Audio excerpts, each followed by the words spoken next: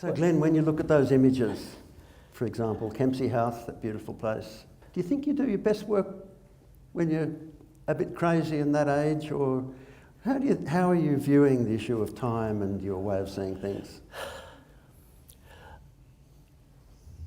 I suspect at that breaking period in one's career, one has a mind that's enormously flexible. It hasn't had success in any way. I think success is a disaster. It can destroy an architect. I had, for example, last night, Alberto Campe-Baeza joined me at home, and he was saying how success has destroyed some very good architects in the world.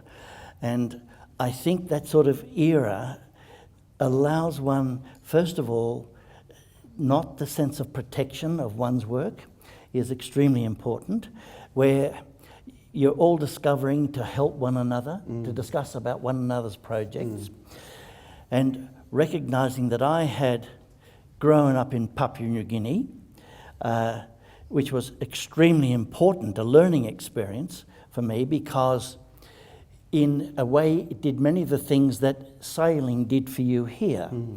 Ours was, and sailing is about vulnerability. It's about going in. If you're not careful, you're in the drink, and in those small boats. And so you learn about wind patterns. You learn about the topography. You learn about the plane of the water, and you learn about how the wind it will move down a hillside, come around the corner, and increase its pressure system, which allows you to take off. And then you're looking at the tide movement and seeing how that tide might affect the hull of your boat. And you're the whole time planning this strategy. And sanctuary. And where I grew up in New Guinea was in the area now known as the Manyamya people, but it was then known as the Kukukuka people. And the Kukukuka people were, say that 25 times, they were about 1.4 metres tall, and the kunai grass was around about 1.56 metres tall, and they were absolute cannibals. There's a new book that's just been written on this part of Papua New Guinea, and it talks about, first of all, we were there imposing on their country. Now, my father would never agree with this, but the reality is we were there imposing on their land. They did not want us there, and we were totally threatened every morning and every evening of every day we were in Papua New Guinea. And you'd see in the grass a snake-like quality coming down.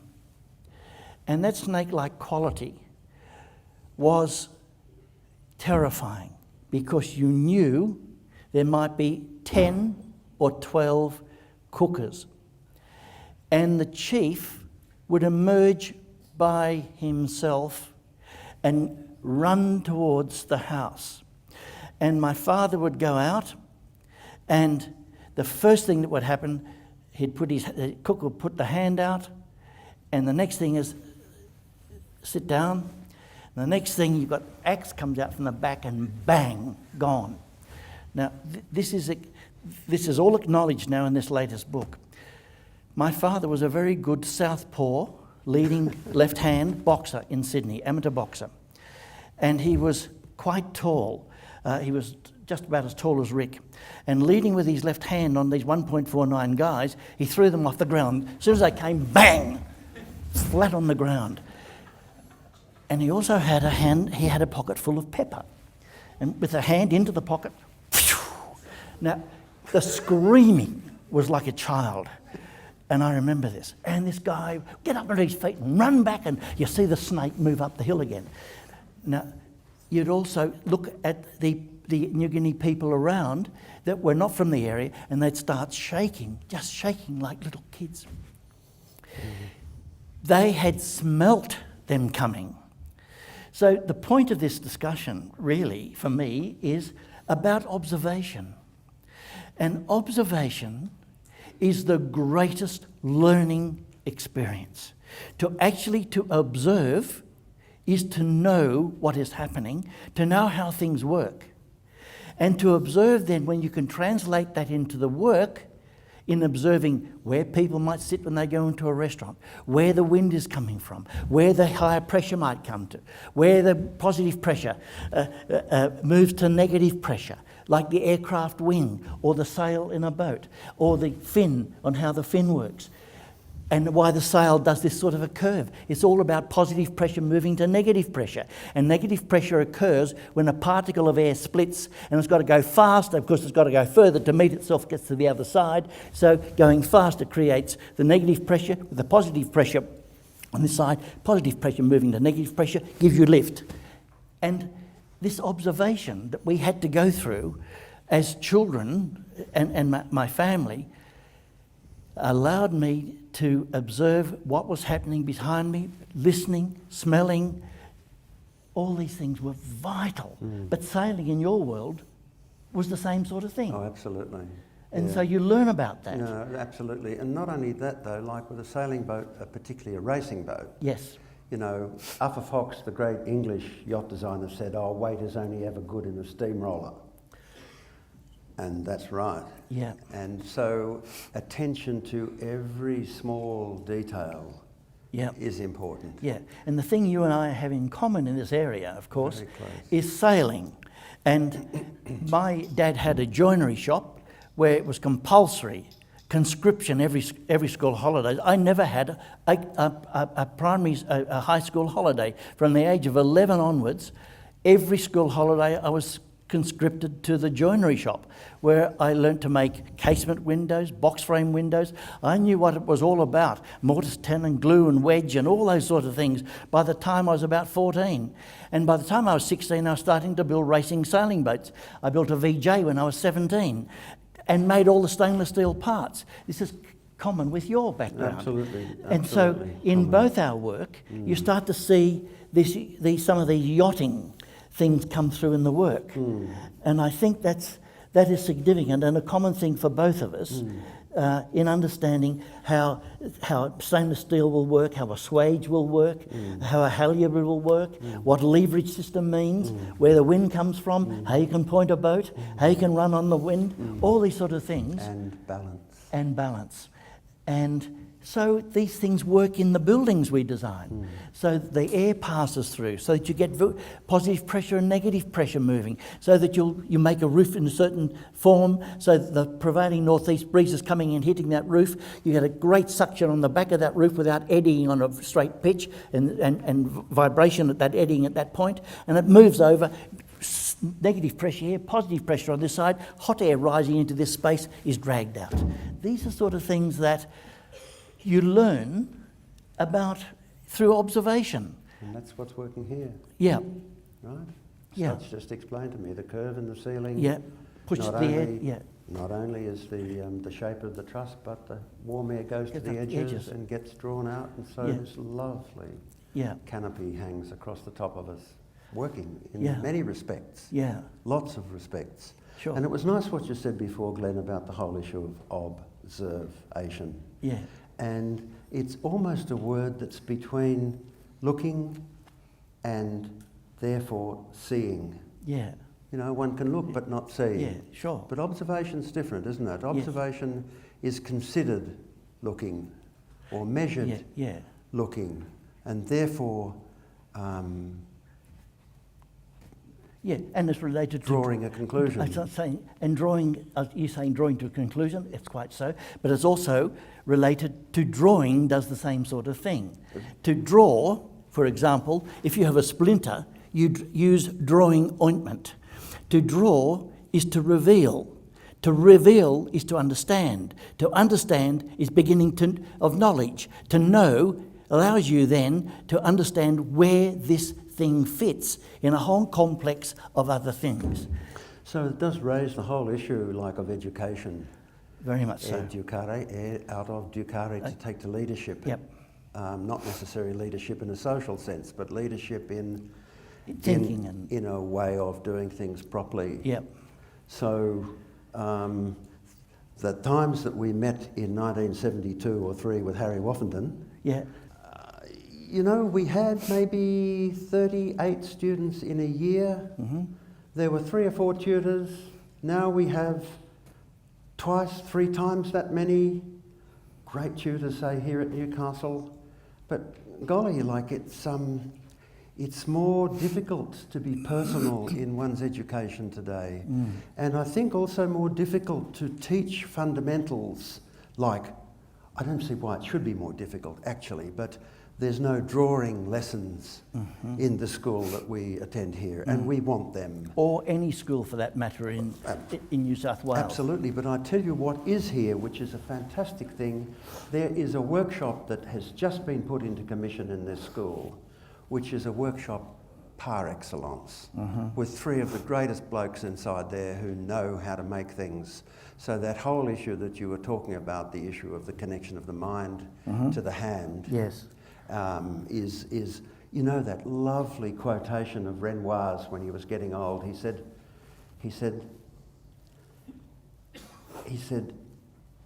the hand is nothing if it's not the servant of the mind. Well, I've recommended to every student I teach, not recommended, I don't often recommend, I make things compulsory. Martin. Compulsory reading is the book, The Thinking Hand by Juhani Pallasmaa. And that's Juhani Pallasmaa. And The Guardian, London, reviewed it and said it is the most important book written in the last 30 years for architects and those wishing to be architects. And it is absolutely critical reading for each of you to understand. He describes, for example, the church that Alto did at Imatra as spatially and mechanically one of the most complex of buildings that Alto had people in the office to go and learn some drafting geometries to understand how to project very complicated spaces. And as Pallasmaa said, this building holds an integrity that it performs its function, that provides the most beautiful light in the most poetic way in a forest that's unsurpassed almost by any other building. And he refers to this building as the Lutheran equivalent to Corb's, the Catholic Ronchamp. And it is the answer to it. And it's a much, much quieter building, and it takes time to discover it. But to go there and look at that geometry, it is just phenomenal. And he says that a computer could not do it better. The most important thing is that the man was able to visualize it and wasn't expecting a machine in its mathematics to be able to produce a mathematical solution that is absolutely crazy. I mean, why would a building want to lean this way? Why does a building want to go that way? Why do you want it to twist around? I mean, we're in a crazy time. A totally crazy time. And you kids at university have got these mad instruments that allow you to do the most stupid things. What you've got to learn is very simple things. Learn about space, learn about light, but learn about humans, learn about yourself, learn about your own desires and how you frame those, to learn about structure, order, to understand the nature of a material, for example, to understand what a brick is, to understand what timber is, how far can timber span on a certain species, and at what size does that timber start to deflect under its own weight. To understand these things happens to become part of the language of architecture. And if you don't understand material, you don't have a chance in this world of architecture, in my view.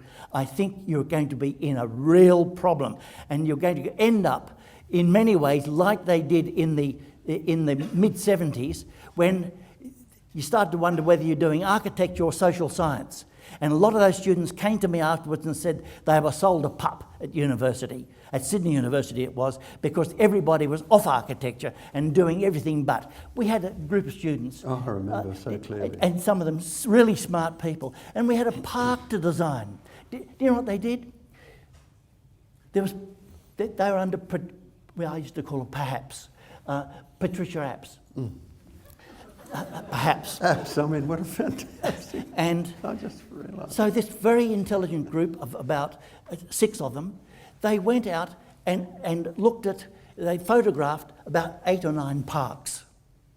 And then, in the park that we gave them, was a real park to do, we said, they came and showed all the residents around the park, which of these parks do you like? Okay? So they got a statistical analysis out of it. They had about 15 solutions to give them to show what do they like. The real question is, where was the 17th answer that wasn't even on there? Where was it? It was in here. Why do you have to just go and present a whole load of stuff that are total compromises in themselves? Why do you want to show them a different way, a rocket? Kids can climb up a rocket and slide down a slippery dip. How many times are you going to place that amongst something else? I mean, it's just plain nonsense. What you have to do is to start thinking from basic principles. And when you start thinking from those basic principles, you start to find solutions. It's a matter of researching, all the time researching. But research is no good until you make the discovery. And architecture, in my view, is less to do with creativity than it is to do with discovery. And I think drawing allows us to make phenomenal discovery. And so, by researching and testing all the time, one finally comes to discovery. And the elation in that discovery is extraordinary, because there is a knowing when that's happened. Alto used to do it in a conference was called The Line in Uvascular. And if you look at Alto's lines, something you should all know, Alto was the master of the curve. He was. Very few architects are masters of much, let alone the curve. And the curve is the most misunderstood form of architects of all forms, in my view. Alto always had a straight line between every curve.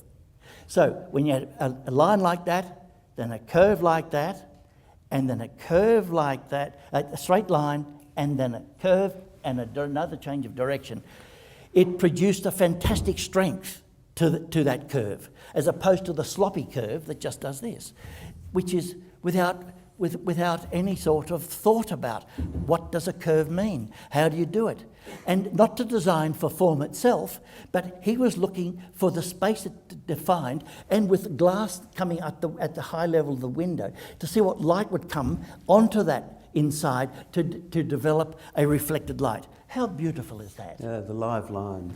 The live The line. live line. It's something that Harry Seidler never understood. I wasn't going to say that. Well, you know, this is a forum, and I think that, you know, that some of his last buildings were in fact not his best by a long shot, because he didn't understand the life of that. And Herreshoff always said, he was an old American yacht designer, always said that the curved line is forever changing, the live line is forever changing.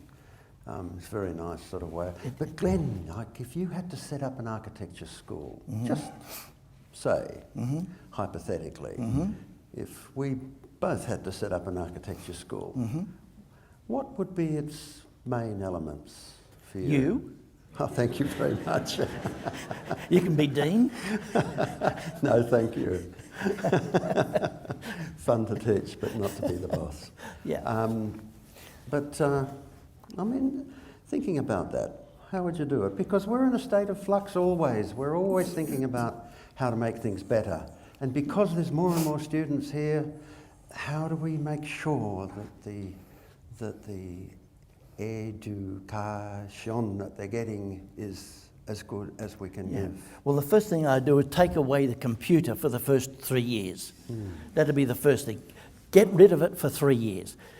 Get some architectural intelligence into your minds, and then after that, use it as a tool. I think it then can be used as a tool. Before that, I think you become in love with your own your own directions with this. I think because it takes you along.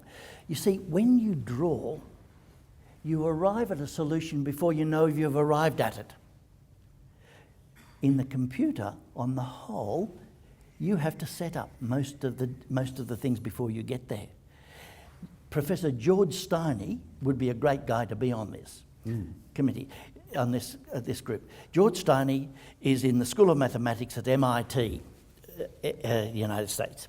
And George has set up the most fantastic, he's a computer programmer, mathematician, and so he has, together with you, Honey, had a lot of interest in eye-hand thinking. And Johanni calls it the thinking hand, but George calls it eye-hand thinking. And he's very specific about this. It's not about brain-eye-hand thinking. He's talking about eye-hand thinking. And he's done something very, very clever. He has set up a program of exercises. And he puts a group of people onto computers to do these exercises. And he puts a group of people to do the exercises by hand. And without exception, the kids that are doing it by hand get to the final gate in a very short time. The computer people are stopped at varying points. He's got to help them to get through. The reason is he set up these gates that the computer can't get through. But the hand, when it's doing these exercises, is already arrived at the place where it opens the gate for the next one. Without you knowing, you've arrived at it. So what he is proving is the importance of eye-hand thinking. So I'd have somebody like that person on such a stuff. A computer whiz, and let me tell you, I have computer. I use it all the time, but I don't use it for drawing. They're not going to deny me the joy of drawing. That's a total denial of myself in my lifetime. Johanni Pallasmaa says the act of drawing, we all draw differently, and it's all to do with not only the eye, the hand, but the development of the muscles in the body and the memory of the muscles. And he said, for example, you take a musician, a concert pianist, who can perform a concerto without the music any longer. Now, he said, if you ask that person to write down that concerto, would be very complicated. But the hand and the ear and the eyes are able to produce that concerto without the music, because it is about the muscles, it's about the rhythm. The hand leads the mind, leads the eyes, and then the hearing to it all. And that is very important. Now, I think my first year, I had the most fantastic teacher. We had a room like this, but there was 65 on that side and 65 on that side. On that side, you went with you. On this side, went with Noel Baisley. And Noel Baisley, for me, was one of the great teachers of all time. He was amazing. In first year, I went to the University of New South Wales, which was part of Newcastle at one stage, or the University of Technology. And that group over there, your group, had to do building construction, very traditional ordinary house, that sounds like you, and footings, foundations, ground floor walls, upper floor walls, roof, then detail windows, staircases, kitchens and everything else. That was to go for the whole year. The whole year represented 3 terms of 13 weeks, 39 weeks in the year. I teach at New South Wales, and we now have 26 weeks, thereabouts, a year, 26 weeks. I have 1 day of teaching and I'm privileged, I might tell you. I have 6 tutors for 72 students, 1 ratio to 12. I said I will not teach with a ratio any greater than that. Every other university seems to be going 1 to 16 to up to 1 to 20. There is no way you can teach 1 to 16 to 1 to 20 unless it's about standing in front here and doing mathematics or something else. But it's nothing about personal attention. Now, I think that the whole idea of being able to give each student so much information over that sort of a period is extremely important. Now, where was I going, Rick, on this? Wow. Before I got myself sidelined. No, I did Noel I did Bazley. sort of ask you how Noel you'd set up an architecture school, Yeah, Glenn. so Noel Bazley. Right, and this group, first term, 13 weeks, building construction. We're not going to do what the other group is doing. We're going to do continuity in nature. Discuss. And at the end of 13 weeks, you will provide very many drawings of how nature works. And you will go out and you will take reeds and you will dissect this reed. You will cut it. You will cut it vertically and you will cut it horizontally. And you will draw how it works. You will take bamboo and start to understand how it works. And you will take an onion and you'll cut it vertically and you'll cut it horizontally. And when you do both those cuts, they are both sections, both sections. A plan is a section as well. And when you start to understand how this is working, and inside the onion, the layers upon layer upon layer upon layer, but right in the centre is the nucleus of where the next one will come. Absolutely amazing. Talk about right up my alley. It was such a fantastic thing for me, continuity in nature. The second term was having worked with continuity in nature, now work with continuity in the built environment as a consequence of continuity in nature. I'd have that sort of person teaching about how nature teaches us about structure. We had to learn about a spider. We had to observe a spider. The spider sends out a web into the landscape. So beautiful, this web that goes out and hits another plant. And then the spider moves across it.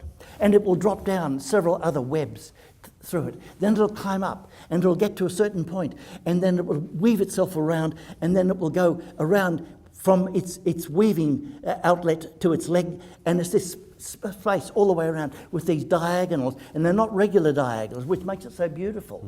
And then this regular, almost regular quality, but it's changed because the span is different in each one of them. So beautiful. Do you know too, Glenn, they have 4 different silks that they can dial up. That's fantastic. Right? The first one that they send out is non-stick. Yep. Right? Yep. And then the other ones that they send That's out right. from there is high tensile. Yeah. Non-stick. And then the final ones, they've got another one that they use for binding the prey. And then the final one is the stick that goes around the almost never-ending spiral. Yeah. It's fantastic. They are quite amazing. And so, in understanding the spider's web, you can see how, for example, a tree, when the wind comes, the tree spills air. And so does a spider web spill air. And it's got a beautiful tensile quality to allow it to do it, as a tree does. And the tree, if you ever start looking at a tree, the tree works largely in tension. So that the root system, if the wind's coming this way, the root system on this side is the one that's working, holding it from going this way. It's not the compression that's working, it's the tension. And if you've ever seen a tree cut, particularly a pine tree, that's deteriorated in the landscape, and look where the branches come in, they're like arrows that have been absolutely fired into the tree. The branch comes down like that and then comes right to a point, right into the heartwood. And that's where the heartwood and then you start to see the fibres all starting to move in this direction. It is so beautiful, the understanding of this. To understand a Moreton Bay fig, when it sends down its root system beyond, is so beautiful. But the fig has got this beautiful flexibility, like the wings of an aircraft, so that you learn that spilling air, for example, in sailing, if the wind hits you like that, you've got to let the air spill, grab it, and then bring it back on, and once you've got the speed up, you're away. But we could talk to the Newcastle Council about fig trees.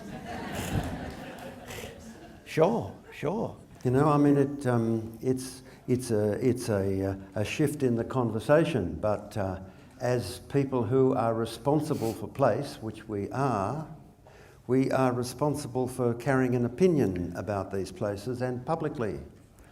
And you know the Newcastle Council has just, despite the incredible fight back from the citizens, torn down those trees, Sure. which were at the borderline of the floodplain and the rising land of Yeah, Newcastle on the yeah, Hunter and they were River, so beautiful. whose roots were pulling up the moisture. I think Yeah. they were hilly-eyed, which are infinitely prunable.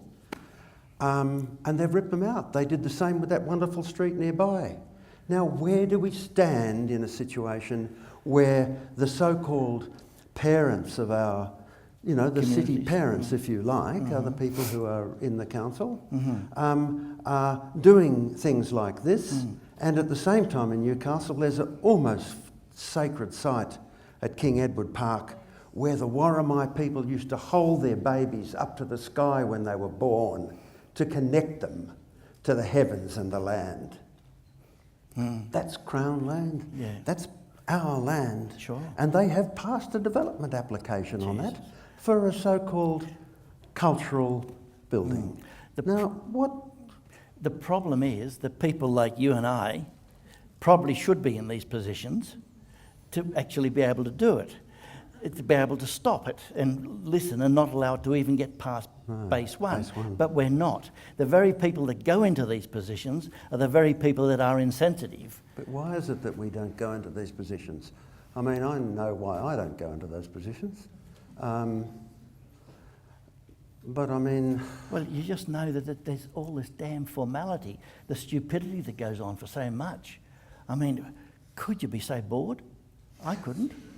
Well, I mean, it's that too, but the other thing is that... I've got a great tolerance to boredom, but I couldn't do that. No, I know that, but I'm just thinking like you and I have been sole practitioners, if the term really exists, because we depend on so many people. But, and life's a bit of a struggle. You know, you've just got to hang on. You only... You know, you've got families, all that sort of stuff. I couldn't put that sort of time in unless they paid me properly. Yeah, but they won't. No, but if they, for example, you know, I think positions of public responsibility like that should be excellently paid, and that each of us, with a sense of responsibility, could say, well, I will put 3 years into that. I will push my work aside, and I will take my responsibility because I'll still be able to feed my family. Unfortunately, what often happens in those positions is that the people who can profit by being in that position of power are able to make it up in some other way. Yeah. And it's a fault in our system, and I think we have to redress it in some way. Sure. It's causing us so much trouble. Yeah, well, it's happening all over. I mean, in every community this occurs. In the city it occurs. The only thing that was saved is the project you worked on in Sydney Harbour, the foreshore. And that did save. Yeah, but you know, like when you looked at that, there were these industrial sites up Sydney Harbour which Lawrence and Rob Simpson and I and others worked on. And we said, you know, these industrial sites and the deep water points should become port towns for the harbour. That will reinvigorate the ferry system, give us back our maritime city. Easy idea. And a nice one. Well, like for 15 years nearly, Rod and I worked on that. We spoke to the Minister for Planning twice. We spoke to every council up the river about the whole issue with slides and drawings. We put on an exhibition at the Museum of Sydney with a full model of the harbour built, and you walked inside it. Nothing. But what came out of it was the Sydney Harbour Federation Trust, which was federal. Howard's government, surprisingly, and certain military lands were saved through that. Whereas the state government, Labor government, wanted to sell it. Oh. It was just amazing. Well, yeah, difficult situation. So I think that with ideas for the city, and, you know, I think that you can be idealistic about that, but you must also expect that only a modicum of it will ever get through. That maybe big ideas, but which brings us to another issue, because you and I and many of us here believe very much in the primacy of landscape, and that landscape underpins so much for us and sets the foundation for our thinking. And when you come to the city, where it's built over, as architects we have to develop special facilities there, do we not? It's one of the things that in an education system I think landscape should be taught. I think there are many areas that are not taught in architecture that ought to be taught. There should be a history of furniture, for example, the history of the chair. There should be a history of the bed. There should be a history of the table. These are just really important to understand who has done what, to understand the work of Tonnet, to understand the work of Corbusier, understand the work of Alto, of Mies. All of these people have designed things. Some of them are wonderful, and others look wonderful that are not that good. But it's worthy of looking at and understanding, and to actually be able to furnish your designs, to furnish the work as when you deal with the landscape. It's in a sense a furnishing in the landscape. It is furnishing. It's a furnishing in the landscape.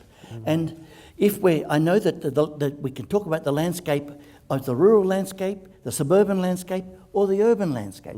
For example, Britt Anderson asked me one time, what would you do if you had a start in Sydney again? And I had to really think about what would I do.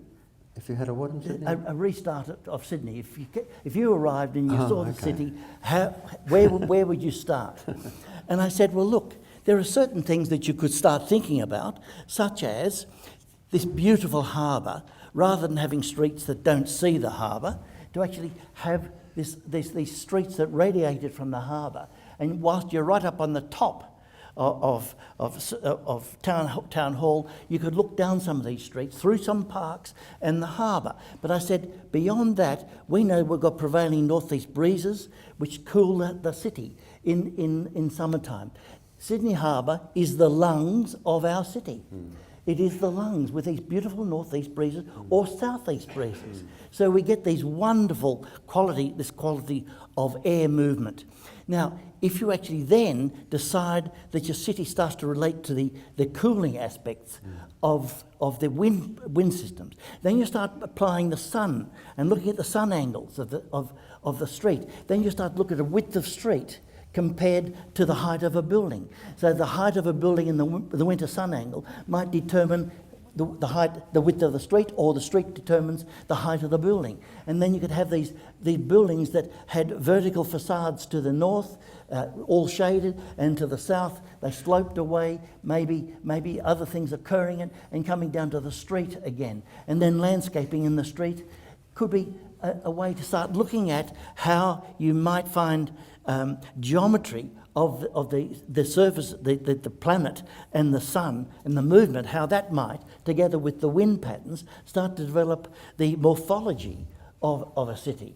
This is also, you learn these things I've learnt these things so quickly initially in the rural situation. For example, I saw all these glass roofs in the 60s coming up, and I might say who was doing all these glass roofs, and I used to say to myself, my God, there's no way you can do a glass roof and not protect it, because it's just ridiculous. Put a blind in underneath. It's stupid. I mean, it's stupido. And it's nonsensical. And if you're going to do anything, you have to put the shading device outside. So I fail sunshine and shade. I'm the only student at the University of New South Wales that can proudly say, I fail sunshine and shade. I can also say I probably was one of the few that took it not as a subject in itself, but a reality on how you go about designing and how climate can affect the way you start designing buildings.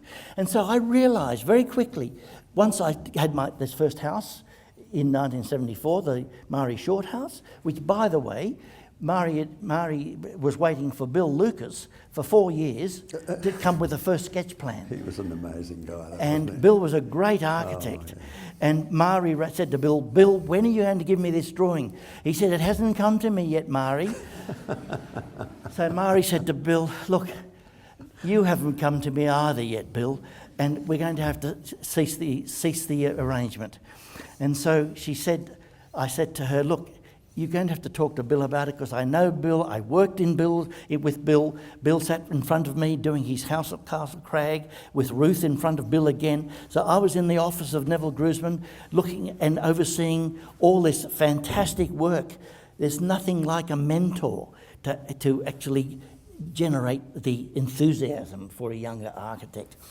And the beautiful thing was that Bill then said to me, look, he said, you know, I'm much more interested today in getting all this rubbish, and I've made a new material out of all this rubbish, and I'd rather make this material than design houses. You go and do it. So I said, okay, I will. So Mari, it wasn't, by the way, it wasn't a new house. It was alterations to an existing farmhouse. And so I went ahead with the alterations on this existing farmhouse. And we got the price in. And I said to Mari, look, Mari, for approximately the same sum of money, we can do a new house. Oh, she said, why don't we do that? So we went up. She said, this is where I want it, up on the hill on this plateau here. She said, because look at the beautiful northeast breezes. And she said, I can see the river down there, the bend in the river, and I've got the lake over here, it's wonderful.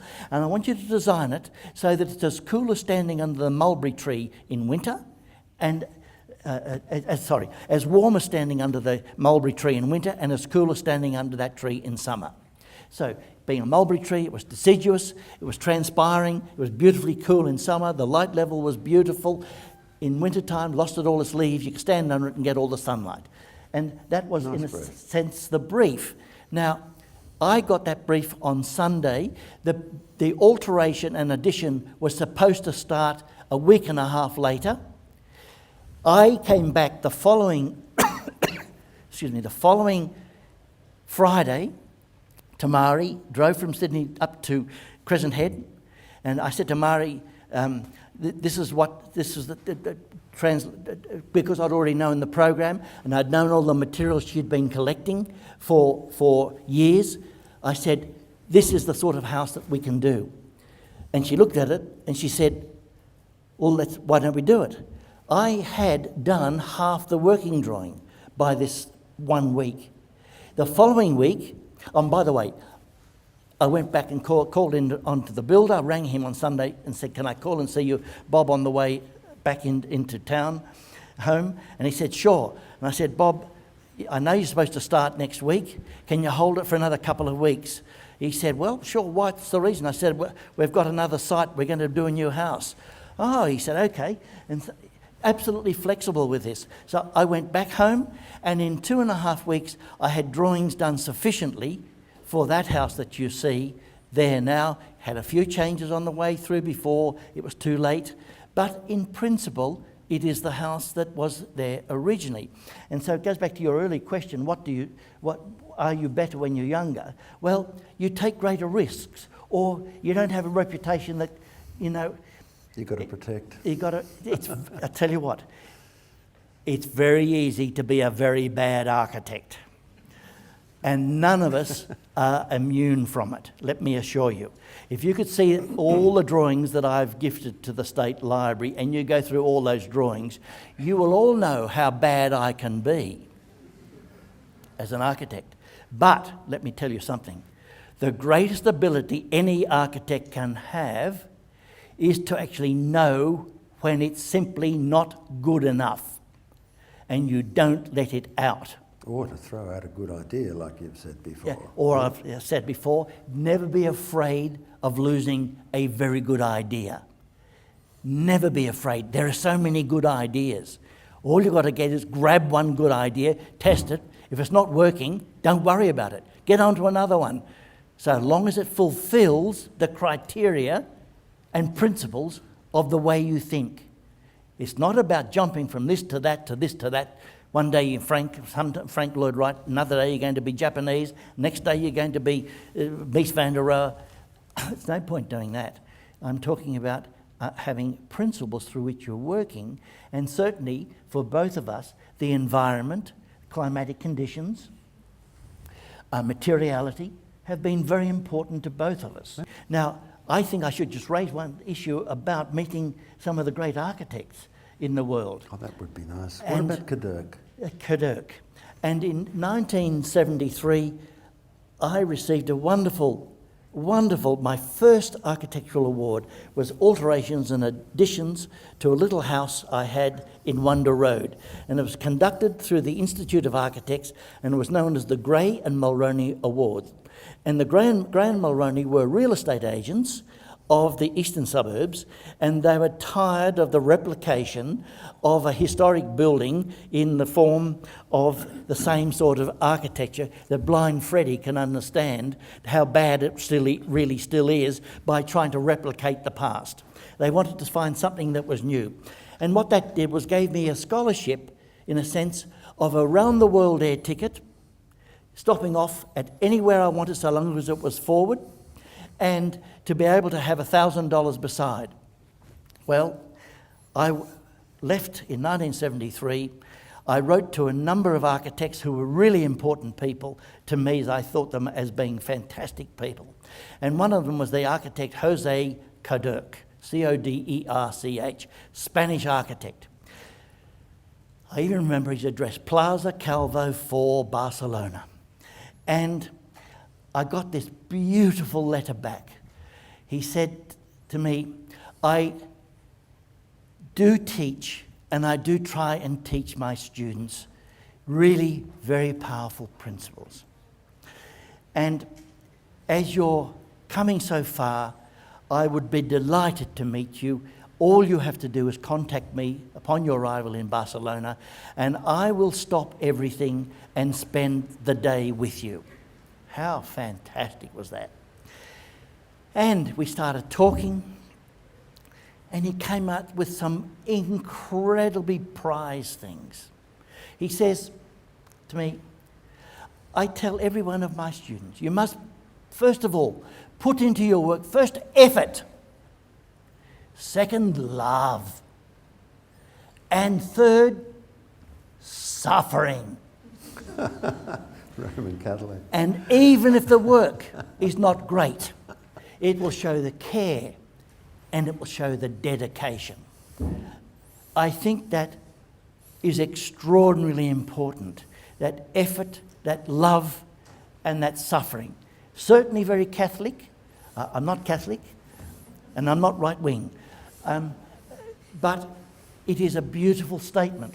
And he had many other statements. You know, I tend to forget them all. And you know, you've started them for me sometimes. Do you remember any of them? No, it was just about the pain, the effort, and the suffering. The effort, but loving. the other thing they told me about Coderch, which I found really important, was that he didn't consider himself to be a great architect. Yeah. And what he said was that I just put another layer Yes. onto things over time. Yeah. And Glenn, I've just been through again tonight the exhibition of your drawings up there. And what really strikes me, and we've talked about this before, but not publicly, what strikes me about them so much is that you have gradually built your work over time. You add to it and adjust. Sure. And shift, of course, according to the place and all of those things. Mm-hmm. But your work has become like a body of work over time. It's almost like a great progression. And that's what comes to me when I walk around the drawings in that room. And also the fluency. You have another look when you get back in there and have a look. The fluency of the working drawings. You know, there's lots of drawings in architecture. There's the gestural drawings of the power of the site and the wind sort of turning the trees inside out and the rain moving across. There's that wonderful gestural drawing of the sense of a place. But, you know, then there's the development of an idea that springs from that, and then finally is a drawing or a set of drawings that conveys to somebody else how to make it. And that's a wonderful set of drawings, and your drawings in there are sublime. The working drawings, they are beautiful. Well, Renzo Piano said to me, you know, he said, Glenn, you and I know, if you want it built the way you have thought it through, you have to draw it. It will not get built unless you have drawn it the way you want it. And he is quite right. And you're right with Coderch. When I said to him, I thought his work was absolutely the most wonderful work because it was not, it was pushing things further ahead, but in, again, as a body of work as you're talking about. And he said, I have done nothing. I said, Jose, that's ridiculous. Of course you have. He said, if I have done anything, I have added one very thin layer to hundreds of years before me. How beautiful is that? And Glenn, why can't we understand those sorts of things when it comes to cities? Because cities are built like a coral reef, aren't they, Sure. over time? Yeah. And layer upon layer, Yeah. and parts taken out and renewed, Yeah. and only with respect to what has gone before and what Yeah. could go ahead. Yeah. We have to have that attitude to cities. Yeah. You know, like you just can't wholesale take out great sections and slam new sections in and expect there to be some... There's no organic nature to it. No, I mean, you can't change the tapestry of a great carpet without understanding the woof and the warp and the pattern in order to be able to renew. That's exactly It's right. so simple, really, Yeah. but... But you know, there's another aspect to it, Rick. It happened in Finland, for example, one of the most beautiful, small, urbane cities. Beautiful city, where buildings are all touching one another and all respecting scale and typology and morphology and all the other things, materiality. And then they open up a new area and give a site there and a site there and a site there to put a tower on. And all of a sudden, these are just a series of single towers sitting up in a landscape. And Johanni Pallasma's asked to try and knit them together somehow. Well, the computer is in fact aiding and abetting the idea of the one-off, single, amazing, technological gymnastic feat. And this is not to do with this beautiful cohesion of light and space, urbanity, ground floor space, occupation of ground floor, what is occurring there, where are the public, what's the public realm, all these sorts of things are not really very considered. And it's more about the exercise of and manifestation of oneself. And I think that is one of the greatest problems we have, is that arrogance of putting up the tower that says, here I am. And I don't think I want to see much more of them. No, but it's like all things, isn't it? There are shades of grey in there too, because, you know, you can think of great cities where the phenomenal element plays a great part. Certainly. Someone like Ken Frampton, for example, refers to these as buildings which are, what was the word he used? Kroning. A German word, but forgive me. I'm not a linguist, but it means a crowning building. Yeah. And so he says that like it's a building that the city in fact ends up not being able to do without. So, Sydney Opera House, blah, blah, blah. But you can't have 50 of them. No, you cannot. You cannot, but there is always the room within this beautiful matrix for something to emerge. Yeah, I'm suggesting that it's not for everybody to be doing it. It's not often going to occur. No. I'd been away 5 years. I'd been living in Japan and studying there and then working there and then travelling right across Middle East to Europe by motorcycle with my sketchbooks. I worked in London for a year and I came home. Determined, I think, to work, how to put it, like for myself, but on behalf of others, if you know what I mean. Sure. Like, I think education's about that too, to be able to think for oneself, but on behalf of the general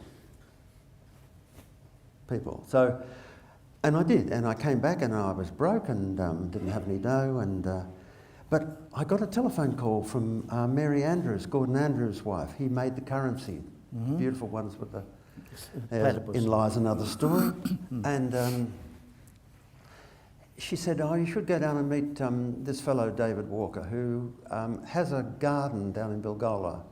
And I went down to this garden, and driving this little old Volkswagen, and pulled up, and I looked in, and there was a sort of one of these old wire fences, and there was this amazing garden of palms and an old garage.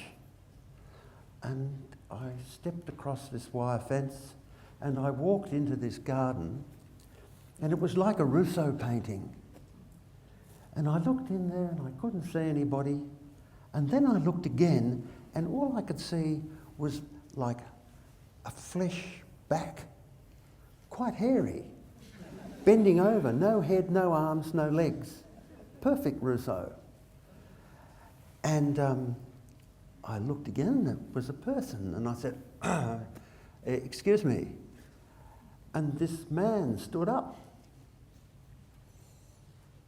Tall man.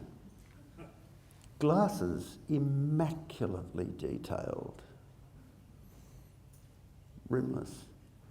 Pair of old football short stubbies on, nothing else. A George Jensen watch with no numbers on it. And he said, hello? And I said, hello, I've been asked to come down and see you. My name's Richard. Oh, he said, David's my name. I said, Mary said for me to come here. And he said, oh, he said, yes. And he looked around and he said, I have a beautiful garden here, and but I need a house in here. And I don't know what to do because the palms look so strong. And I said, well, what sort of house do you want here? And he said, what I need here, he said, I think, is I need a place of no possessions, which is a cross between a George Jensen watch and a Citroën GS. I said, right. No, I didn't say that. I just said, oh.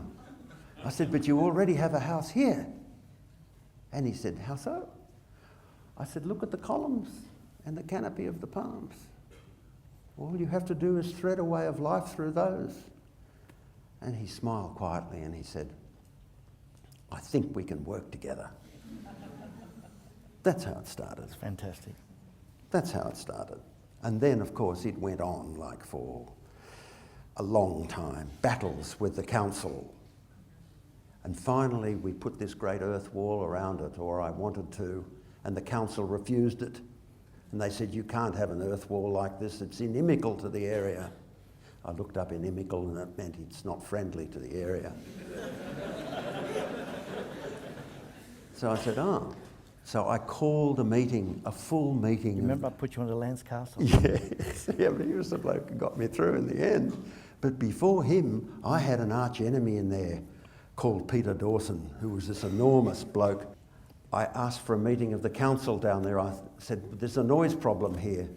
And anyway, I was waiting down there for the council to arrive, and around the corner comes this enormous Ford Fairlane with the very obviously Peter Dawson, who was an enormous man on one side because she came around like this. And I saw it happen and I thought, oh, I'm in trouble now.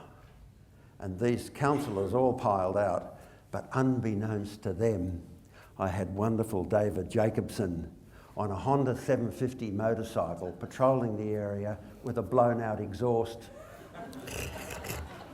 And I was saying, Jake, to myself, where are you? And just as they all got out, and this wonderful woman councillor said, now, what is your... And just as she said that, Jake came around the corner on the bike and he opened it out right next to them and up the road, and she was completely drowned out, and he disappeared up the hill. And I said, we have a problem around here with noise. And she said, I understand absolutely, you can have the earth wall. And Peter Dawson was demolished.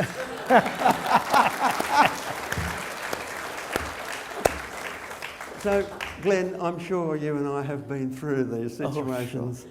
But the only way sometimes you can beat them is at their own game. Yeah. And that's life, is it not? Yeah, well, I've had, I think, not all mine, but I've been associated with 13 land and environment court cases in my career, and unfortunately I lost one, and I should have won that as well. But there you are. I was lucky to get the number I did get through, and people I remember being on site at the Fredericks House, which is I think up here, and there were some international visitors, architects, and said, oh, he's the luckiest guy to get the best clients and the best sites. And Neville looked at him, he said, he's had 10 court cases to get this. And let me tell you a similar sort of story, that maybe I should let you finish your influences on the house. No, that's all. Come back to it. No. Well, after having done the Kempsey house, 2 lawyers, both of them were barristers at the time, had bought property up at Mount Irvine. And each of them asked me to design a house for them, which was a really nice thing to do. And I had designed the houses, and they were in trouble. I was in troubles. I got an approval for the house. The houses were in timber and iron roofs. So the approval said, the council at its last meeting on such and such a date has approved your building subject to the following conditions. The walls shall be brick or stone, and the roof shall be slate or tile. Well, so-called approval. So I went to see the council and I showed them the Kempsey house, and his name was Mr. Brown. And Mr. Brown was very off colour, I can assure you, with regard to his understanding of what I was trying to do. And he thought it was just horrible. Anyway, I said, okay, both my clients are lawyers and they will fight you. They will fight this council. So we said, you approve it in the next week in accordance to the plans with the materials used, or we fight you. Anyway, we got essentially the approval and we built them. Now go down 3 years, 4 years later, I have designed the Fredericks house, Neville and Jill Fredericks. And I'd submitted the drawings. The local council man came up and said to Neville, Neville, you were the mayor of this community, and here you are engaging an architect to produce this sort of rubbish. And he said, while I am here, it will not get through. And if it does, by any chance, I will resign. I have been trying to improve the standard of building in this community for my 35 years in council. So Neville didn't know what to do. He said, well, I'm very sorry, Bill, but we want to go ahead with this. So unbeknown to all of us, Bill from Kiama Council got the whole number of councillors and trundled off to Mount Irvine to see these terrible 2 houses. As it so happened, the council loved them, came back and passed the plans, and Bill duly resigned.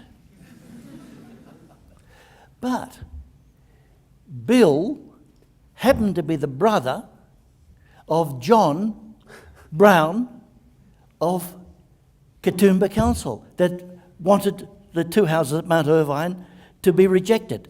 So his brother had already talked to him about these terrible houses to actually have them disapproved, so he took the council up there to actually say how bad they were, and finally the council approved it. So there were 2 court cases avoided in that situation. But when you're young, it is very hard to not.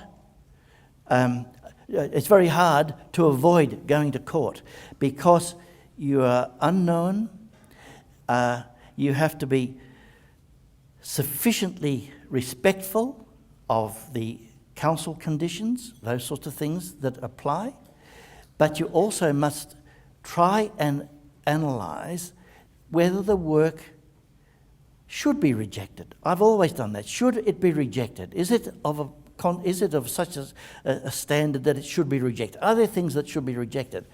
And if I sit down and think about it, and I can stand back and look at my work and say, this is not good enough, as I said earlier, and to be able to reject what I've done, I've been known to do working drawings of a building And I've realised it's not good enough, and I've arrived at the client's house, said I'm running late, I'll be a week later, and I've arrived with another set of working drawings with not entirely different but a complete development of the house, and presented it, and thankfully they loved it. But the important thing is to be able to assess your work, to know whether it is good enough. Now, I haven't had essentially many people to bounce off in my career. I have essentially been, even though Lindsay doesn't think I'm a sole practitioner, and Richard doesn't think I'm a sole practitioner, but let me say, I don't have staff, I don't have secretary, I don't have receptionist, I do make cups of tea, I do make cups of coffee, I do clean the toilet and the basin, I do make the bed, I do wash my own clothes, and I do iron my shirts when I have to. And that's the ironing of the shirts. All the other things are done. I even washed the floor yesterday. And so there are all things that one does as an individual. Now, I expand my practice 100% by taking Wendy, my wife, as an equal collaborator. So we are two then. When we are two, there are no other people there. But we do have our engineer, who is another collaborator, but he is not in my practice. So if you're talking about practice, I am a sole practitioner. You are, in that sense, a sole practitioner. It is when you collaborate, you expand your practice, and therefore you're in a collaboration. But there are two sole practices working in collaboration that make a different practice. So I think we've got to really be very clear about, and I'm very clear about it. If I'm not a sole practice, then I would have somebody working with me. I'd have somebody working with me from time to time, or working with me full time. That I don't have. And so we are both, in that sense, sole practitioners.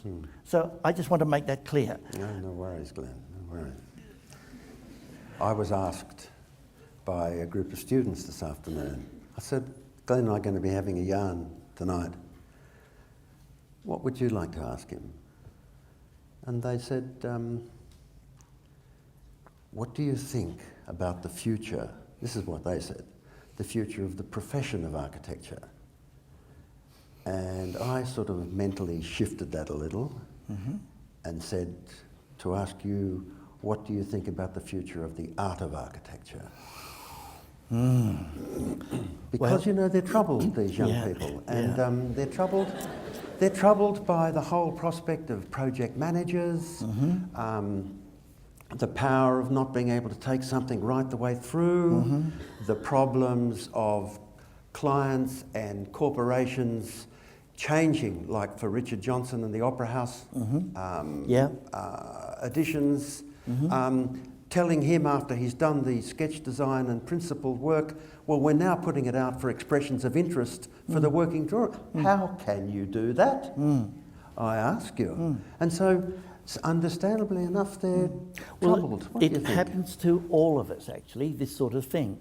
Well, I have to say that I became known in Sydney as the master of alts and adds. Alterations and additions. And at one stage, I had actually 30 alterations and additions, from those in practical completion stage on the way through to sketch plan stage. And you remember that time? I remember the time, yeah. I was like a blue-ass fly. The time you got the tide wrong down at the... The what? The time we got the what? time you got the tide wrong down at the... No, you got the tide wrong. I'll tell you about that too. That's another one. But I think the thing was that in doing all these alterations and accepting that that's what I was going to be doing was a consequence of my family. My father brought us up on Henry David Thoreau. The mass of men lead lives of quiet desperation. their resignation is confirmed desperation.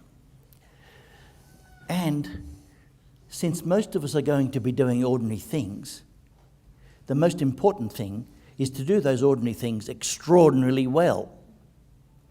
And my father added, and be able to go to the beach where nobody knows who you are. So there was a level of quietness about your operation. In a sense, I referred to it as operating below the radar level. And I operated for my first 10 years, having done the Maori Short house, my brother's house, and Mari's son's house, Laurie Short. 3 new works and about 40 alterations and additions. But what those alterations and additions gave me was patience, huge patience, but every one of those alterations and additions had one little thing that I pushed as an idea, to build an idea. That was extremely important to me. So that if I can remember, I was on a house in Mossman, and there was no way we could, and it was sufficiently high to get a car in under the floor. And there was absolutely no way that you could have swing doors out. There was no way you could have doors that folded back in, and the height of it wasn't enough to allow for a tilted door. The only way you could have any sort of door was a vertical rising one. So I said, okay, I've never done one like this before. I designed the door, then I checked out the weight of it because I knew the timber I was using. I knew the number at that stage they were pounds. No, they were kilos in that stage, just on kilos. And I can tell you, I then said, okay, if I have a mass material on stainless steel wires and pulleys, then I can get this so it's like a feather. And so my client can develop this and lift it up. And so it worked out, and I said, now how do I flash the top of this? And I said, oh, it's really easy. All I've got to do on the beam is to get a section out like, a section coming out like this, and another one over the top of that like that. And so as the door lifted up, that all lifted up from, and when it came down, it became the flashing. Very simple. It's the most beautiful door. It was an experiment. I'd never done it before. And there were many things I did in my early work that I'd never done before. So this built up a vocabulary of a way of doing things. I worked in some of the best offices. I worked with Russell Jack and John Allen, a marvellous office to work in. Everything was beautifully detailed. Every joint was detailed superbly, but every joint was different. And the amount of time you spent on all the detailing was just phenomenal. When I went into practice, I thought to myself, I've got to work out a way where I can minimise the time spent in detailing. And so I had no work in my first 9 months at all, gestation period, no work at all. And I said, the best thing I can do is get every catalogue, industrial catalogue I can find and bring in and see how I can use it. And so I looked at window systems, and I found new ways of doing window systems, of opening in other ways. I looked at tripartite systems where the window was one section, then there was an insect screen, and then a slatted screen beyond that, and all these could be operated independently. And all of a sudden, vocabulary started to develop more and more and more. And as Richard was pointing out, a building up of ideas, and then to be able to use standard components, and all you did was make the connecting piece, which might be an angle that tucks into a frame, or it might be how a patent glazing bar hits the top and what sort of detail might occur there. And all of a sudden the patent glazing bar, if you kick them out, it provides a beautiful sill which can have a beautiful ventilator in that can be insect meshed. So when it's raining like mad and you smell the air coming in and you smell the perfumes of the grass and you smell the perfumes of the tree that have become accentuated, then how beautiful is this? And then all of a sudden I start to realise this is fantastic, that my buildings can be rather like an instrument, so that you get a composer, you get an orchestra, and you get a conductor. Then there's the audience. And so I thought to myself, we can design buildings that can be like a musical instrument. They pick up the smells. They pick up the sounds. You hear the rain. You can smell the grass. You can smell the wind. You can hear the birds. This is just beautiful. And so the building, rather than becoming a single object that it might appear in the landscape, is in fact an instrument that is playing the environment for you and putting it to you inside. And that to me was a really big break in understanding on how you can make the building operate like you sail a yacht. You make it work so it benefits you, the human. Absolutely. And that was a wonderful revelation. And so in terms of these students and their concern... Never be in a rush to be a success was my first thing my father said. If it should ever come your way, handle it with kid gloves. Be able to still go to the beach where nobody knows who you are. That's not quite true now, but it's close enough. To do ordinary things extraordinarily well, so that if you have the smallest project to do it beautifully, just exquisitely, do it really well, so that it might be only this big, but do it beautifully. That's your challenge. You don't have to go out and think you're going to be the great architect that's going to do the biggest building in Sydney. That's not going to produce the greatest architecture. Let me tell you that now. Start looking for it. See where it might be. You're going to be up shit street for quite some time. But I have to say that to do ordinary things extraordinarily well is a very powerful challenge. And so I think for young people to not think that they're going to go into an office and be designing the latest thing in the office. Accept the learning experience. I went in and joined then, when I came back from 2 years working overseas, Anchor, Mortlock, Murray and Woolley. A great office to work in. A great office to work in. And as many of you know, I did what was known as the staff house in that office. I actually designed that staff house. I did not design the union building, but I did work on the union building at the university here. These were very amazing works to be working with and detailing. And I had this knowledge of detailing. I remember with one of my peers at university working in the same office, and he said, look, I don't know, I can't do the details on the edge. How are you going to do it? I said, Bob, look, all you've got to do is look at this detail you've developed here and move it around and see what component you can pull around. Oh, he said, you actually turn the details around, do you? Jesus, come on. It's so simple. Detailing is beautiful.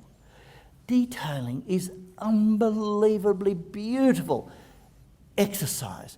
It's an exquisite exercise because it's the way the components kiss one another or interact with one another or are just separated from one another.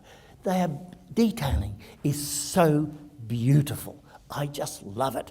But it must be part of the whole. It can't be the whole. It must be in order of the very good idea, very good light, very good space, very good structure, very good order, very good materials, beautiful way, logical materials on how you use them, and how they all come down in their hierarchy and become part of the whole, I think. And that's what you do, it's what I try to do all the time. So, first thing is, never be in a rush to be a success. And if it should ever come your way, treat it with kid gloves. Do ordinary things extraordinarily well and be able to go to the beach where nobody knows who you are. Don't look for the big photograph of the work for publication. I have never put one photograph, nor one drawing, nor one written article to a single journal anywhere in the world. But what I have done is allowed and put my work into the Institute of Architects award systems. And they have been, for me personally, very, very important. Because what happens is, every magazine in the world gets every other person's magazine in the world and sees what's going on. And then you're approached. And when they want you to publish your work, rather than you going there and asking for it to be published, which I think is an appalling situation, it's much better for the work to be invited to be published. And I think that's the other thing. Be very careful about publicity. You know about that, and you know about the problems I've had with it. And it is an issue because most writers get, frankly, everything wrong. They make you look stupid. And the reason they make you look stupid is because they are stupid. Because they haven't understood. You know, nice to talk, Glenn. Great way to finish it off with just those simple statements. They're just ordinary and things. if one can manage to do that, one has a chance. Has a chance, absolutely. But remember, working in an office until you're about 33, I found, was invaluable because in that period, if you stay in the office, you get the opportunity then of starting to design things, starting to do site inspections. For example, I did all the site inspections on the staff house. I did most of the site inspections on the union building at the time. These were very important learning experiences. And then I got along so well with the builder on the university. He said, Glenn, his name was Bill Plume. I hope Bill's still around. And his wife was a wonderful lady from Indonesia. And he said, I want you to come down. I'm going to give you a wonderful weekend down on Brisbane waters. So he said, bring your swimmers with you. So I said, okay, fine. And so down I go to Brisbane waters in my little VW, splattering down there. And there he's got his big powerful speedboat there. And I thought, my God, what's this going to be? I thought maybe he's just going to take us out onto an island or something. No, the water skis were there. I tell you what, it's all very well to make a very great friendship with the builder, but when they've got a speedboat and water skis, and you've never done it before in the Brisbane waters, and you're very conscious of sharks, because my great uncle was taken by a shark and killed off the gasworks at Manly, racing a 14-foot skiff, and they tipped over, and he was only 30 metres from the beach, tied a rope around himself to swim ashore to bring the boat in, tip it out and keep going. He was taken. And so in my family we had a very, very, very healthy respect for those amazing animals. And so I can tell you that was the first and only time I've been skiing, and I was so scared I stood up the whole way.